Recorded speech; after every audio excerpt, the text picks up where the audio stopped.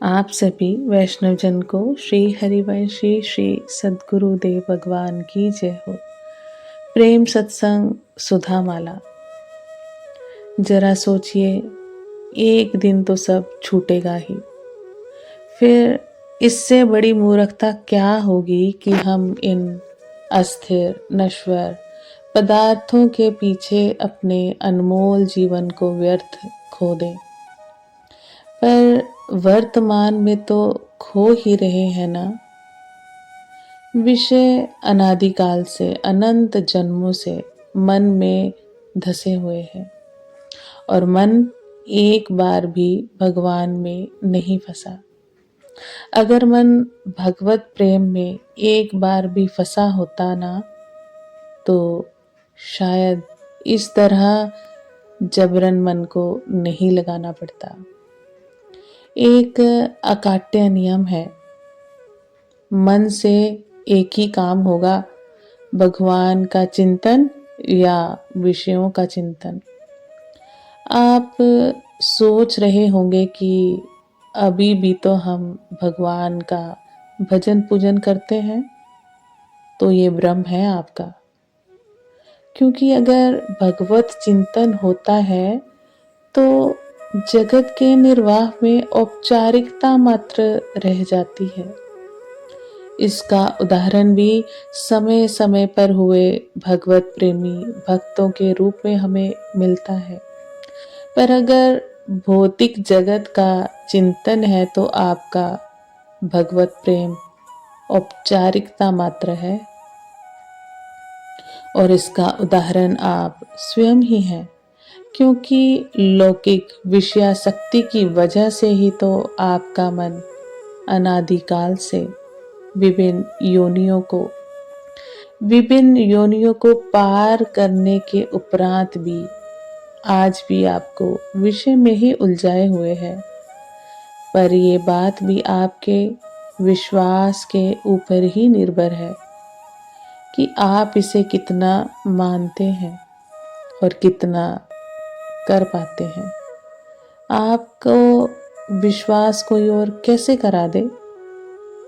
आप हम पर विश्वास मत कीजिए, पर शास्त्रों पर तो करेंगे ना।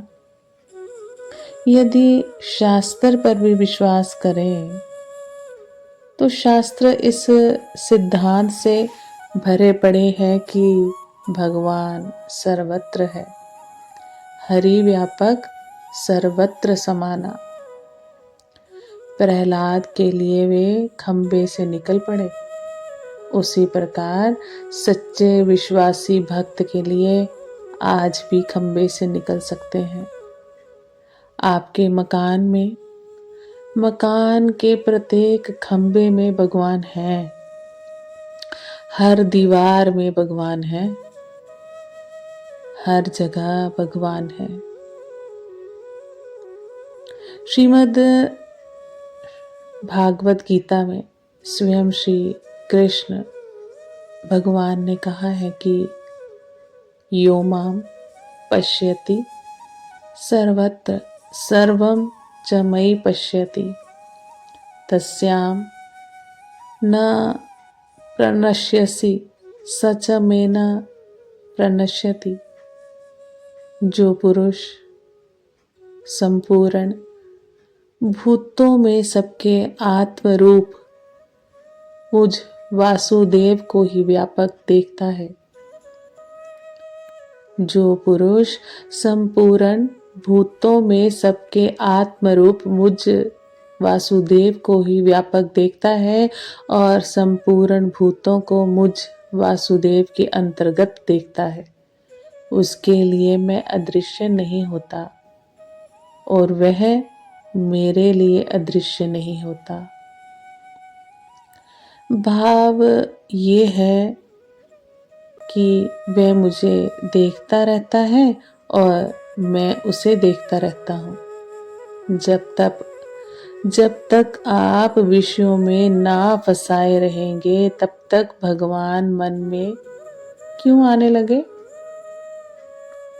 जब तक आप विषयों में मन फंसाए रहेंगे, तब तक भगवान मन में क्यों आने लगे। वे तो उन्हें हृदय से चाहने वालों के सामने आते हैं। आप या कोई भी कहता है कि हे भगवान, मकान नहीं छूटे, धन नहीं छूटे, रुपए पुत्र आदि बने रहे, बढ़ते रहे, तो भगवान भी कहते हैं यह मेरे दिव्य भगवत स्वरूप को नहीं चाहता। पर ये मेरा जो माया वाला रूप है, माइक रूप है, धन, पुत्र, मकान, दुकान आदि उसी को चाहता है। तब मैं अपने असली रूप में क्यों आऊं? सारांश ये है कि भगवान को ढूंढने जाने की आवश्यकता नहीं है। आवश्यकता है मन से सब कुछ निकाल कर मन को भगवत चिंतन में फंसा देने की। फिर तो जो यथार्थ वस्तु है वह सामने आ ही जाएगी। हर जगह भगवत स्वरूप, दूसरी वस्तु है ही नहीं, ये प्रत्यक्ष करके आप निहाल हो जाएंगे। यही दृष्टि श्री गोपीजनों की थी। जहां दृष्टि पड़ती थी वहीं श्री कृष्ण उन्हें प्रत्यक्ष हो जाते थे। आप श्रीमद् भागवत गीता तो सुनते ही हैं, श्री गीता जी का पाठ भी करते हैं, पर श्री गीता जी के श्लोकों पर विश्वास नहीं होना भी कठिन है, क्योंकि जब चाह ही नहीं, लगन ही नहीं, तब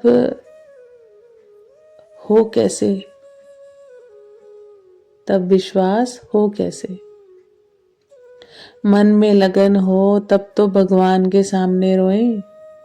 ऐसा नहीं है कि अभी नहीं रोते हैं, अभी भी रोते हैं, पर घर के लिए रोते हो आप, व्यापार के लिए रोते हो, पारिवारिक रिश्तों के लिए रोते हो।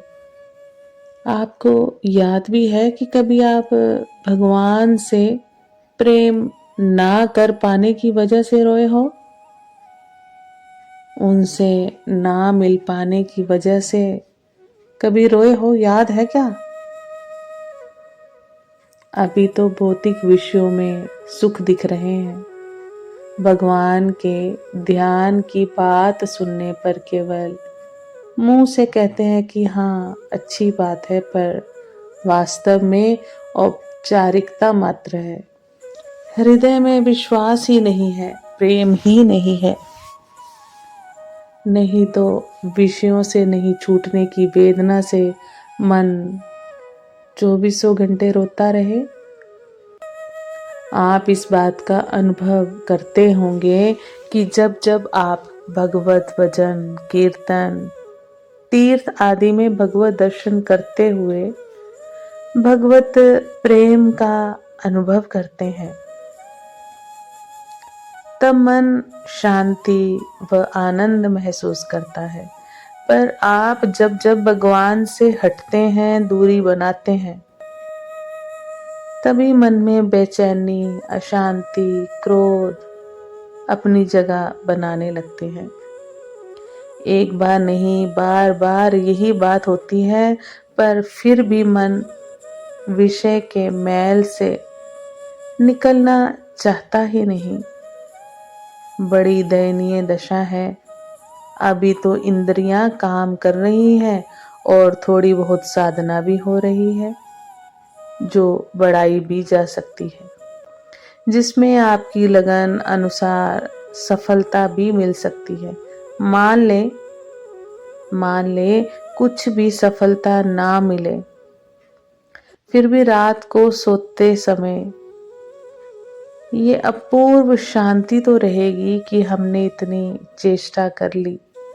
इसलिए आप अपने कार्यों के साथ भगवत चिंतन भी करें। जिस दिन आपका सारे समय भगवत चिंतन के साथ बीता ना, उस दिन सोते समय मन आनंद से भर जाएगा कि आज मैंने श्री प्रिया प्रीतम को सारे दिन याद रखा अथवा याद करने की चेष्टा तो की। कम से कम 4-6 घंटे स्मरण तो पक्का हुआ ही होगा। ओह, इतनी देर तक इतनी बार आज भगवान याद आए। बस यही अनुभव आपको आनंद में डुबो देगा।